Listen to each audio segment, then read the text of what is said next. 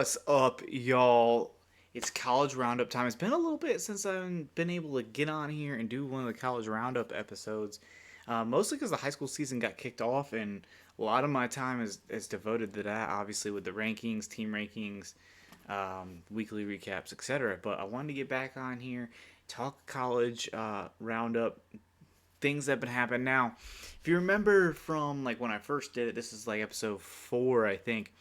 Um, when I first said, I'm not going through every single result of North Carolina natives in college. I'm not going through every single kid wrestling in college. I'm just hitting kind of the highlights, maybe talking about a couple results here, a couple things that I'm noticing, etc., etc. So I want to start with the NC State app duel. It went down a couple nights ago, Sunday night. It's now Tuesday night. It was a lot of fun. The atmosphere at app is electric, right? The way they get Varsity Gym just rocking is really cool. Been quite a number of times, and I just love that atmosphere. Coach John Mark Bentley does a great job creating that, and the match is delivered. And we had a result, and I texted Rhett this exact text message. I said, Tomas Brooker over Donald Cates is not a result that I ever thought I would say, just because of their age gap. It's not something I ever thought I would type out, but I did. I typed that out. Tomas looked incredible. Got to his leg attacks. Rhett said it. I think in the last episode of CTT, you can't really tell which knee was injured anymore. You can see that he's continuing to get better and better. He just got back on the mat in August. Donald Cates, like, he scrapped hard. I've loved watching him wrestle in high school, and it's great to see him back on the mat. So that was a great North Carolina crime. Like, but how cool is it? We get to watch two North Carolina kids scrapping in a D1 duel. Colt Campbell wrestled really well. He's continuing to get better and better and better. Two Hickory Ridge kids right there, right back to back in the lineup. I can only imagine what the scraps between them look like now in the app room, but he wrestled really well. Cooper Foster got the nod in this duel, and it looks like he continues to get reps, and looks like he's probably going to be the starter this year for app. Really, really excited about Cooper and just kind of his development. And we knew he was good, right? But he also was small. He was a 113 pounder at Senior Nationals last year. But he looks like he's gained that size and continued to gain skills. Really excited for his career and Varsity Gym and for App. I just think the world of him and how he continued. I mean, even when he was at the top of his game in high school, beating everybody, he got so much better from junior and senior year. So we can only see that progression continuing. Aldo Hernandez wrestled tough. He got a great win when they went to West Virginia, being ranked Jordan Titus there. So Aldo, awesome job by him. And then Xavier Wilson got the nod for NC State. Everest Oliot, he got the nod at National Duels, and we saw him wrestle a couple of really good tough guys. And then he also got the nod in Reynolds Coliseum for their first dual meet. So he got those nods, the start for those. And then this time it's Xavier Wilson. He falls to Apps wrestler, and but it's cool to see our North Carolina heavyweights at NC State getting these reps in while Trumbull's kind of on the bench. So really cool for both those kids. Gardner Webb, which Rhett and I are going down the mountain to Gardner Webb tomorrow. Gardner Webb is wrestling Duke, and Montreat's Women's Wrestling is going to wrestle Mount Olive Women's Wrestling Program. So that's going to be great, along with high school duels. We'll say Inca and Kings Mountain take on South Carolina teams. So that'll be really cool. So we'll be there for that, getting some content, throwing it up here, whether it's on the site or on YouTube or on Instagram. But that's going to be a whole lot of fun. But I've been really paying attention to two Gardner Webb kids in particular, Drew Pepin and Nathan McCartney. Both of them are continuing to be not only aggressive in their styles, but they're getting better at finishing leg attacks is what I can see in their matches so far this year. So it's really cool to see their progression. I really think both of them could be a factor near the end of the year to try to make the NCAA tournament. It's obviously going to be tough because SoCon usually only takes one, and it's, Pepin's going to have Kaiser from App and a couple others. McCartney it's gonna have a few kids at 165 as well. So gonna be tough to make it. And SoCon usually typically takes one. Sometimes we get two in the SoCon, depending on the qualification process throughout the year. Really, it boils down to Cliff Keen. App usually goes to Cliff Keen if they have a couple guys perform well there. Sometimes the SoCon will get two. At the UNC duels that took place, Rhett went there. It was Greensboro, UNC Chapel Hill, Davidson, and UNCP. He said that was a lot of fun. Got some great pictures of all the guys on all the teams. He said just it was cool to see a bunch of North Carolina kids scrapping for whether it was Pembroke with like Quintez Shipman or Cooper Davis in the lineup there. A few others, right? Or Davidson with DJ Spring, or Greensboro, or watching Ethan Oakley for Chapel Hill. So that's really cool. We also went that he went that Friday, and then we went to a really cool event that Sunday. I guess it was over a week ago now. We went to Davidson where they had a David Carr clinic. So David Carr, world team member, two-time NCAA champ, was there. Great crowd, a lot of hammers in there. I saw Lauren Samuel in there. I saw Braylon Yates in there. Saw just a bunch of hammers. Chase Droschke was in there. Yeah, a bunch of hammers learning. Jay Mills. Okay, yeah, you get the point. You get the point, right? Lots of really good kids were in the building for that. So it was really cool. And then after that, they had a high school showcase where Aiden White wrestled a kid from Iowa that's committed to Davidson, and Austin Laws wrestled a kid from South Carolina, and then Logan Mooney wrestled Andrew Meadows, and just exhibition matches, just having fun scrapping. And then Davidson wrestled a Big Ten opponent in Purdue, and it was really fun to see kind of just like the progression from clinic to high school showcase to the main show, which was Purdue versus Davidson. Whiteout, they gave out t-shirts and stuff. It was cool.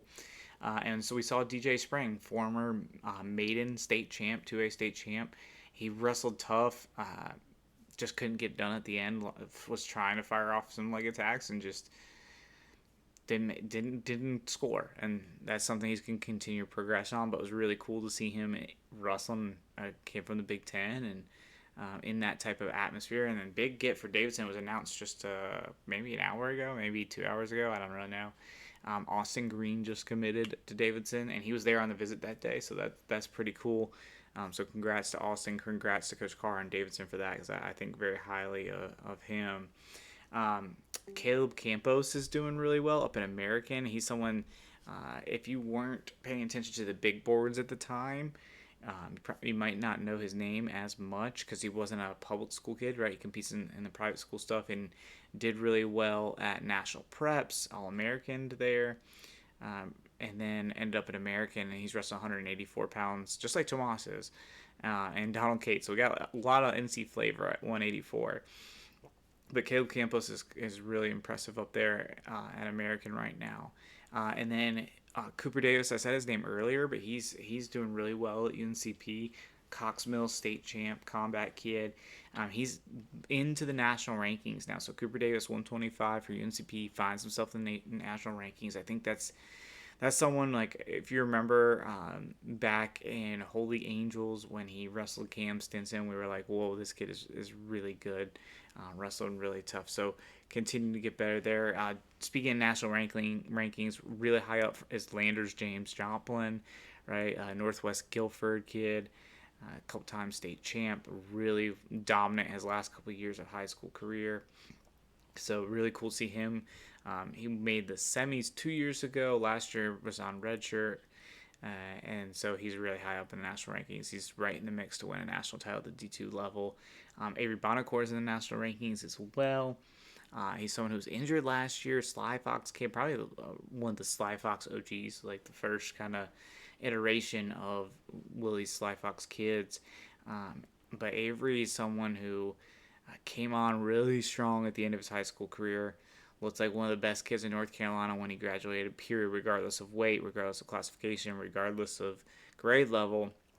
And then ends up at UNCP, does super great his true freshman year. And last year was doing really well, got injured. Back in the lineup, wrestling 149. and looking really good in the national rankings there. I have more North Carolina crime. Maxwell Keel, if you guys remember, he was from Jordan, couple times state runner up. Really, really tough kid. And he wrestled Brady Ross and beat Brady Ross by tech. Kind of crazy considering if you think back to like their high school careers. But it's good to see Brady Ross wrestling for Belmont Abbey. Maxwell Keel wrestling for Lander now. Really cool to see that happening. Kyler Pickard is a dark horse dog. I'm telling you guys, and he's another kid, 184 pounds. So watch out for him. He right now, I think he's nationally ranked, but I think it's like in the 18 range. I can't remember the exact number. I didn't write it down, but he's someone we could see kind of climb the ranks. I think he just always had such a motor and continues that, and he's gonna get after it. He's gonna get after it. Luke Kuntz is in those national rankings as well for Belmont Abbey. A lot of talent on Belmont Abbey's roster. They're just like kind of loaded with NC kids and NC talent. Speaking of that, Caleb Moore is wrestling for them at 197. Um, he was just named the like conference wrestler of the week for them. 197 is kind of crazy considering he ended his high school career at 165. So he just got in that weight room and just got huge. It's pretty cool. And I'm sure his skill set from those 165 days is pretty helpful in the current landscape at 197. Just incredible leg rider at the time. But Caleb Moore having a lot of success for him. And just a weight above, Nathan Carnes. He's recently added to Belmont Abbey. Again, Belmont Abbey loaded with North Carolina kids. Both of those guys doing really, really well. And then at the D3 level, Mark Samuel, obviously he's on the top of the rankings, number one, defending national champ. And Jacob Woodburn from Page High School. If you guys, do you guys remember the headlock Jacob Woodburn hit on Greg Merriman back in the state finals? It was one of the nicest headlocks of all time, right on the edge. And he's just a dog. His high school career was pretty awesome. If you guys remember that, runner up as a freshman, third as a sophomore. Only losses at the state tournament both those times were to Richard Trenner. Then we had the COVID year where he lost in the quarters. Up a bunch of weights, and there was no Russell Blacks. Don't get me started on that. And then he wins the next year. So really great high school career for him, but doing really well over at the Coast Guard Academy. And two guys that are just up the road here at Montreat, Kane Bryson and Bodie Kirkland they're true freshmen. They're continuing to perform well. Every tournament they're going to, they're placing, they're winning matches, they're beating D1 guys, they're beating D2 guys. So really impressive for both those guys. I think the sky's the limit. To me, they're two of the best recruits that Montreat's ever gotten out of North Carolina, just considering their pedigree out of Haywood Elite and Dark Horse. Respect there, so both guys. So just continuing to perform well, and considering their national kind of accolades too coming into Montreat. On the women's side of things, Lily Pendergrass continues to stay in the AA picture. She's highly ranked right now nationally. We'll get to see her hopefully tomorrow. Rhett and I will. And then Ansley Fink is all the way up to number 8 in the NAIA rankings. Gracie Elliott, if you don't remember her, she was at South Lenore and then transferred to Pennsylvania, I'm pretty sure, for her maybe senior year, maybe junior and senior year, but I think it was just senior. She's at number 14 in the national rankings for Texas Wesleyan. So it's nice to see Gracie doing really well. And then Camilla Brooks is all the way up to number 5 in the national rankings. She is tearing it up on the collegiate level. I'm really proud of her, just getting big win after big win.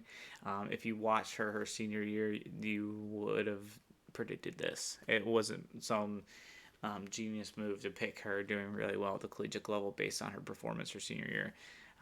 So it's really cool to see all these kids, the North Carolina kids, performing great at the college level. I'm really excited to see kind of some of them at Cliff Keen. That's what I'm really looking forward to.